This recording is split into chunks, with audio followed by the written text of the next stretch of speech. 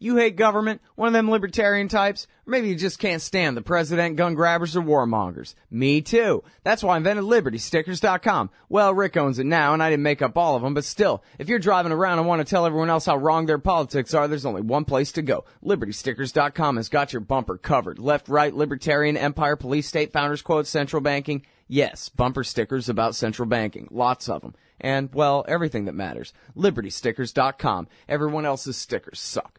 All right, you guys, welcome back. I'm Scott Horton. It's my show, The Scott Horton Show. Next up is Asa Winstanley, an investigative journalist who writes for the Electronic Intifada. Welcome to the show. How are you doing? I'm good. Good to be here. Good. Happy to have you. So you've been writing about this subject for a very long time. It's a very important one. I believe the latest is, why is the media ignoring Israel's alliance with al-Qaeda? And I guess we'll get back to the media part, but Israel's alliance with al-Qaeda, whatever do you mean? Just the facts, as many of them as you can marshal, please. Yeah, well, that's a very good question. It's a pretty shocking claim on the surface, because al-Qaeda as a movement, as leaders, have had a history of anti-Israel rhetoric. But historically, al-Qaeda has not really ever attacked Israeli targets. It's focused on one hand, American civilian targets and American military targets, and of course, attacks in European countries as well against civilians. And on the other hand, on sectarian attacks against Muslims in Arab countries. But it hasn't really attacked Israel. But what I'm referring to specifically is a tactical alliance between Israel at the moment in Syria and al-Qaeda's Syrian branch, the Nusra Front. Mm-hmm. And so what do you got on them?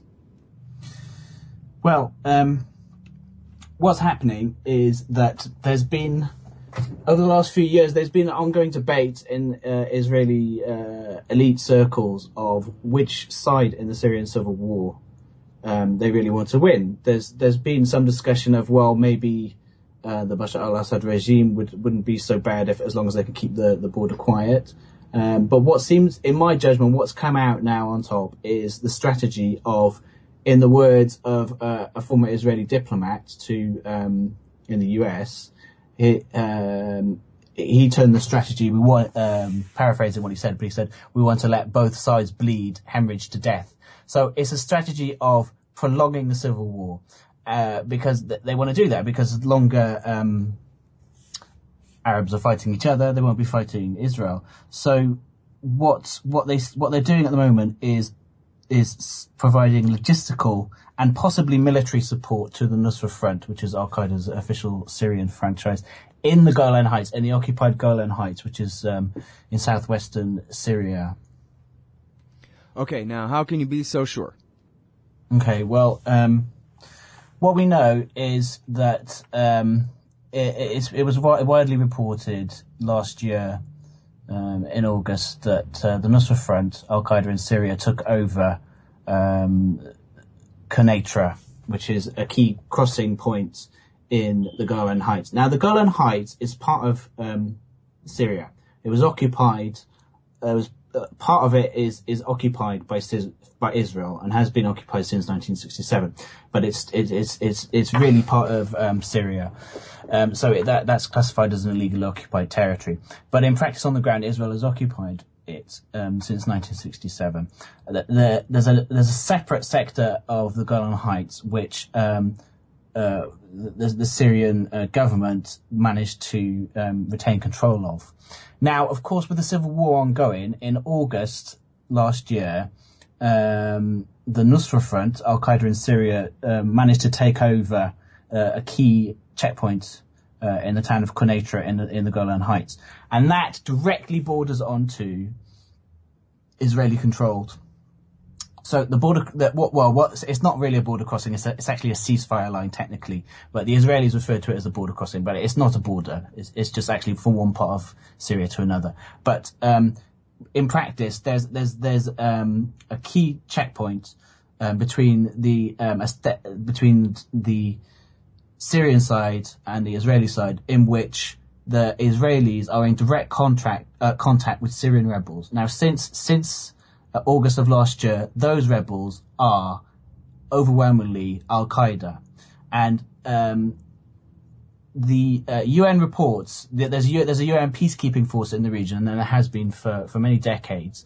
It's called UNDOF, and their reports have observed and confirmed contacts between the rebel forces and the al-Qaeda forces, and between Israeli military. Now, the UN doesn't explicitly say they were al-Qaeda because, they're not, I suppose they're not going to be going up to them and say, hey, do you have an al-Qaeda membership card? Or anything like that. But that's been confirmed that and since we know, so it was confirmed they were rebels, and since we know that the vast majority of those rebels have been al-Qaeda in that area since August last year, the UN reports have confirmed that those contacts have been ongoing. Mm-hmm. So that's the initial starting point of this. Okay, but that's not quite enough. But there's been several confirmations of this, and within mainstream media, but it's underreported. So I've listed several of these things in my articles. And one of them came in March when an Israeli military official told the Wall Street Journal that they confirmed these reports. So what I mean by an alliance is providing logistical support. So what that's taking, what we know for sure that is happening is that the Israelis are treating Syrian rebel fighters, and in their hospitals. They set up a field hospital on what they consider the border, on the ceasefire line, and they're treating those fighters in the hospital. That doesn't necessarily prove anything, right? Because they have this propaganda line about how they're just playing a humanitarian role and so on and so forth. Okay, but the key difference is they're treating these rebel fighters who are overwhelmingly al-Qaeda, and once they finish treating them in the field hospital, they allow them to go back to Syria to fight again against the government.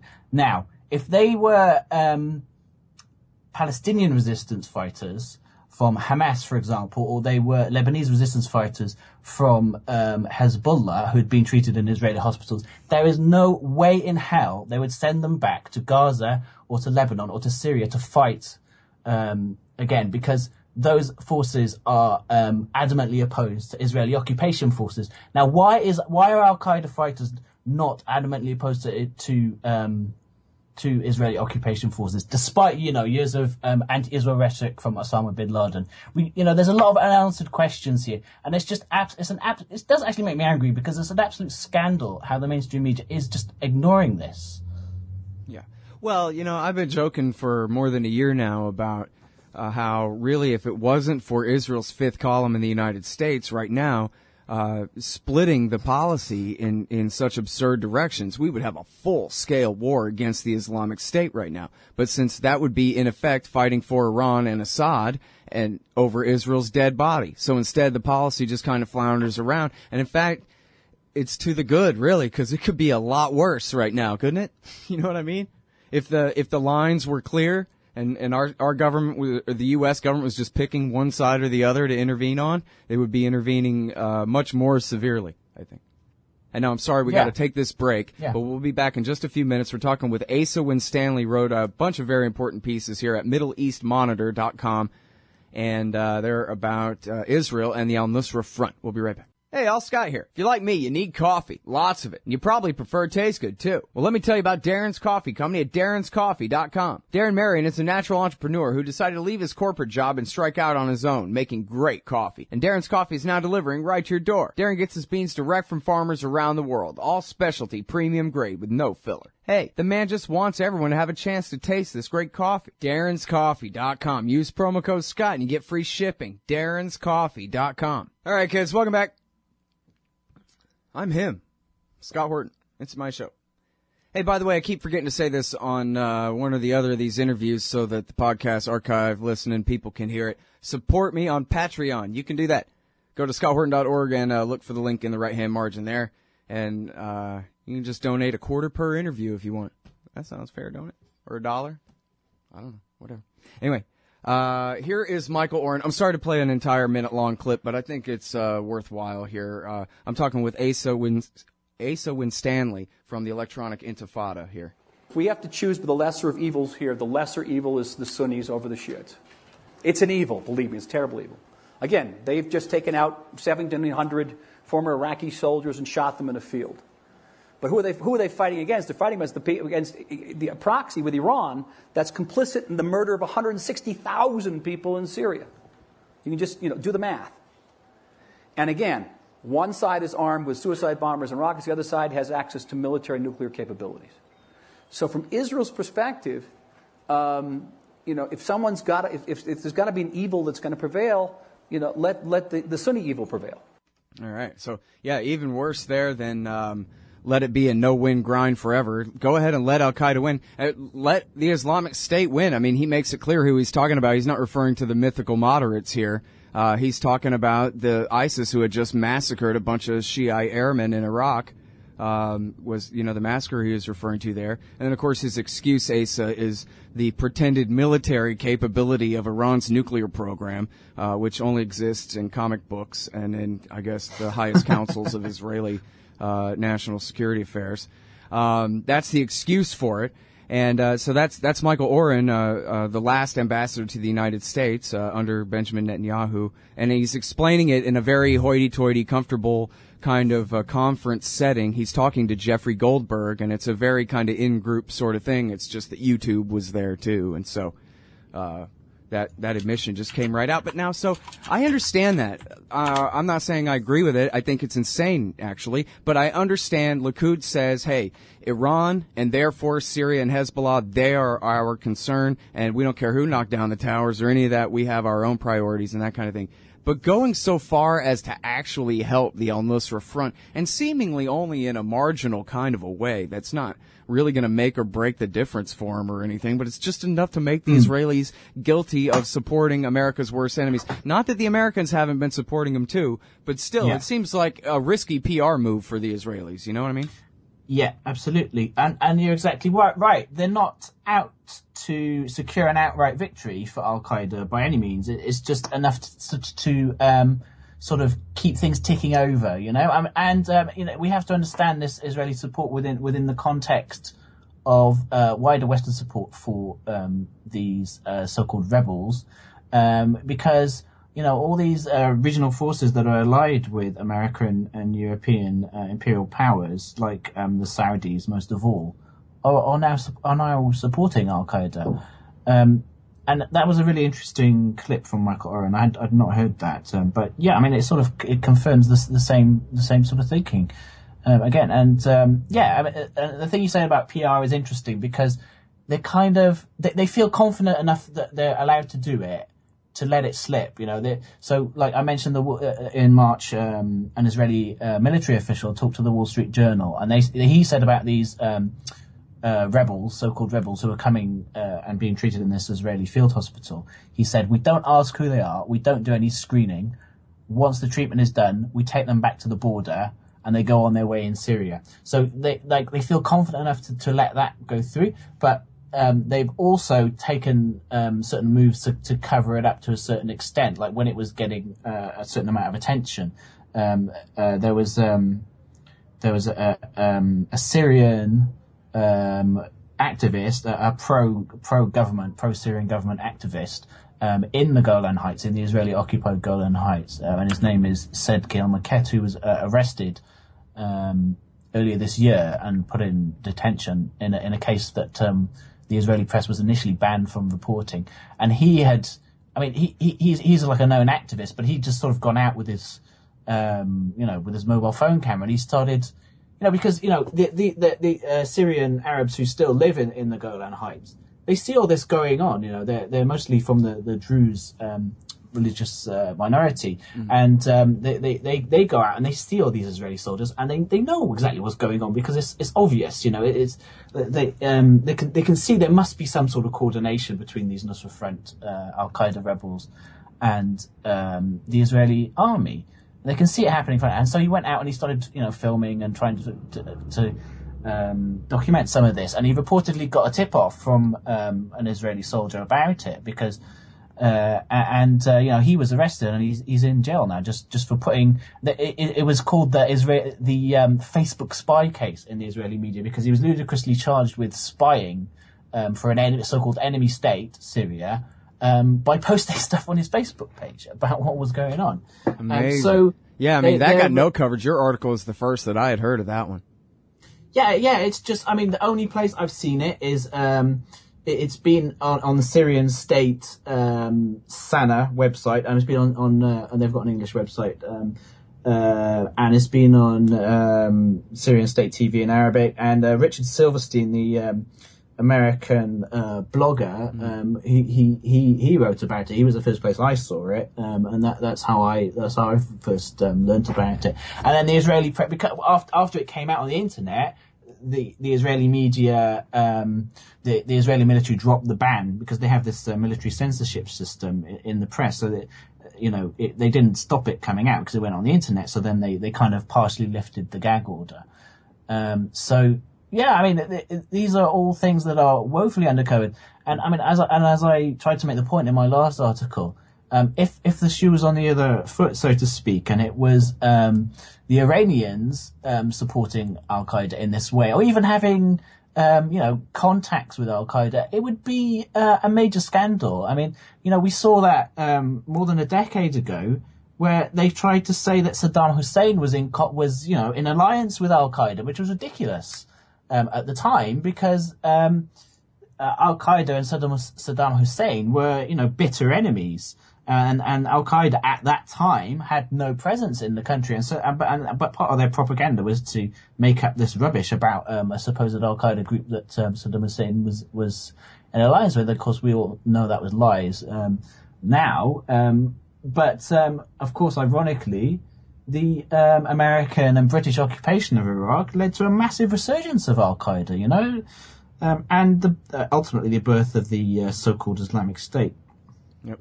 Now, and that's the whole thing is, George Bush inadvertently, I think everyone would agree, inadvertently scored this huge own goal for al-Qaeda by giving them all of western and northwestern Iraq to be jihadistan, kind of lawless suicide bomber land at war for a decade straight. But then Obama went and doubled down, and as we're seeing in this DIA document, the set of DIA documents, he fought directly for the Libyan and Syrian veterans of al-Qaeda in Iraq, the guys who were the enemies from the last war, who, again, like you said, were created from the war. But then Obama followed them home and then took their side in Libya and Syria, and you have all the two new Judicial Watch documents, but I went back and double-checked the Seymour Hersh piece about the sarin, where he debunked the sarin gas attack, but in there he has a whole section about the rat line. It's even called the rat line and the red line. And the rat line is the CIA running all these guns and jihadis after their great victory against Gaddafi in Libya onto Syria to continue the fight. So absolutely, it ain't just Israel, it's the U.S. has been leading the way this whole time. And I guess, it does seem as though Obama's been somewhat reluctant, but boy, he sure hasn't been stopping the Israelis, the Turks, the Saudis, the Qataris from doing it, or even really trying. It doesn't look like. Am I wrong about that, do you think? No, I think you're absolutely right about that. And I think there's a lot more that will come out about this. And I think you make a very good point about Seymour Hersh's Syria articles. Seymour Hersh is a man I have a lot of respect for as a journalist. I think he's an excellent journalist. And he got, of course, his whole career, he's got flack and official denials. But I've never seen him, and I followed his articles all through the Iraq War period and the so-called War on Terror period. And I never saw the response, the bitter response that he got for anything compared to his pieces about Syria. And as you said, a lot people were very skeptical of those pieces about the Syria chemical weapons from Seymour Hersh, and fair enough. But I think a lot in those articles has been borne out by the facts, and people should bear that in mind. Right. In fact, the New York Times even had to back off and do a sort of semi-official retraction of their claims on the issue, as Robert Perry, nailed them to the wall for it. Yeah. In backing up that story. Mm.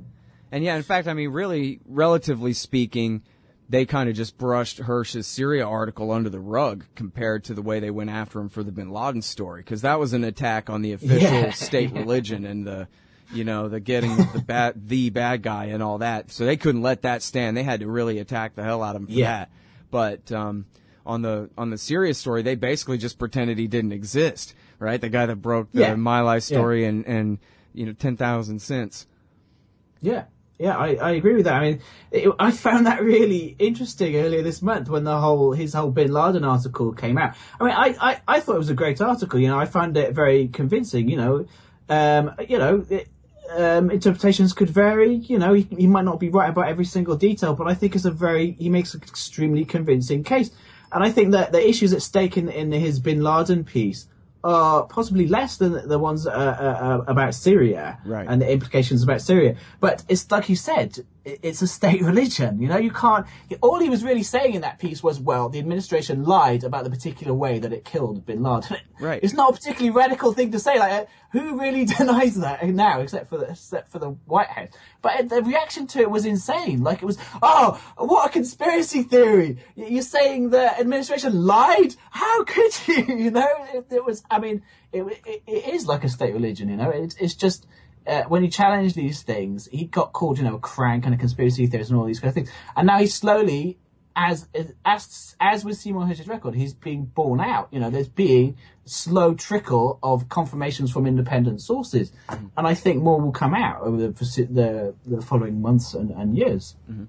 Well, and you go back to that Syria article, and it was about Turkey. There's been sort of this mythology going on here. We were talking about this with Gareth Porter the other day on the show. I hope it's okay I'm keeping you a couple minutes over time into the break here, but there's been this kind of narrative that this is all sort of an accident. Well, we've been trying to support the FSA and the moderates, and then, sort of kind of created this space for al-Nusra. Yeah. You couldn't even get them to admit that much. But you go back to Hersh's article about the rat line and the red line, and it's about Turkey working with Nusra to stage that attack back in the summer of 2013. Point. And in fact, before that, they had a couple trial runs in the spring of 2013.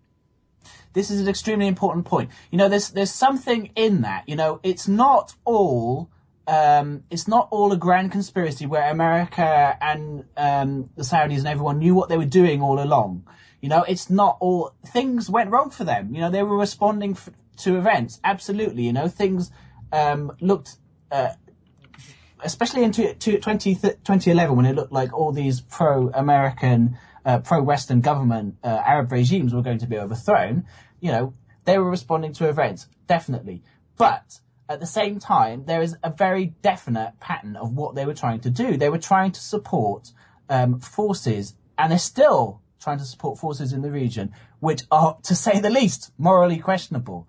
And now we see, it's absolutely bizarre what you see now in the mainstream media this week. What we're seeing is an attempted mainstreaming of al-Qaeda. They're saying, well, actually, Islamic State is the real extremist. Al-Qaeda maybe is not so bad now. This is we're seeing this interview with on Al Jazeera this week with the leader of the Nusra Front. I mean, things that are going on now are absolutely. It just boggles the mind, really. Well, and they announced beforehand, that we're going to do this rebranding. We're going to have him say that he doesn't like Zawahiri anymore, which they didn't do that, right? They just kind of didn't bring up Zawahiri, I guess. He did. He said the opposite. He said the Jolani, the leader of Nusra Front, in his interview this week with Al Jazeera, he told he said in the interview, I've been in contact with Zawahiri. And he's making it very clear that he's had recent orders from him. And it's interesting, actually. The orders apparently that Zawahiri gave him was that they're not going to use Syria as a base to attack the West. Now, of course, nobody in their right mind believes that. That's the strategic PR stunt on their behalf. They want to get as much territory as they can so they can have a base in Syria. Later on, no doubt there will be blowback, but they're trying to make this appeal to the West to tacitly let the Saudis support them. The Saudis and the Turks and the Qataris support them and send them sophisticated weapons and allow them. And this is what's happening. There's been the rebels were starting to fall apart because they were not unified. Right. But I'm now, sorry, Asa, we gotta go, man. I gotta go. Thank you so much for your time and your great writing. I really appreciate it. Thanks for having me on. I enjoyed it. Okay, that's Asa Winstanley, everybody. He writes for the Electronic Intifada and for Middle East Monitor at middleeastmonitor.com. We'll be right back with Ray McGovern in just a sec. Hey, Al, Scott Horton here. It's always safe to say that one should keep at least some of your savings in precious metals as a hedge against inflation. And if this economy ever does heat back up and the banks start expanding credit, rising prices could make metals a very profitable bet. Since 1977, Robertson Roberts Brokerage Inc. has been helping people buy and sell gold, silver, platinum, and palladium, and they do it well. They're fast, reliable, and trusted for more than 35 years. And they take Bitcoin. Call Robertson Roberts at 1-800-874-9760 or stop by rrbi.co. Don't you get sick of the Israel lobby trying to get us into more wars in the Middle East? Or always abusing Palestinians with your tax dollars? It once seemed like the lobby would always have full-spectrum dominance on the foreign policy discussion in D.C. But those days are over. The Council for the National Interest is the America lobby, standing up and pushing back against the Israel lobby's undue influence on Capitol Hill. Go show some support at councilforthenationalinterest.org. That's councilforthenationalinterest.org. Hey, y'all, guess what? You can now order transcripts of any interview I've done for the incredibly reasonable price of $2.50 each. Listen, finding a good transcriptionist is near impossible, but I've got one now. Just go to scotthorton.org/transcripts, enter the name and date of the interview you want written up, click the PayPal button, and I'll have it in your email in 72 hours max. You don't need a PayPal account to do this. Man, I'm really going to have to learn how to talk more good. That's scotthorton.org/transcripts.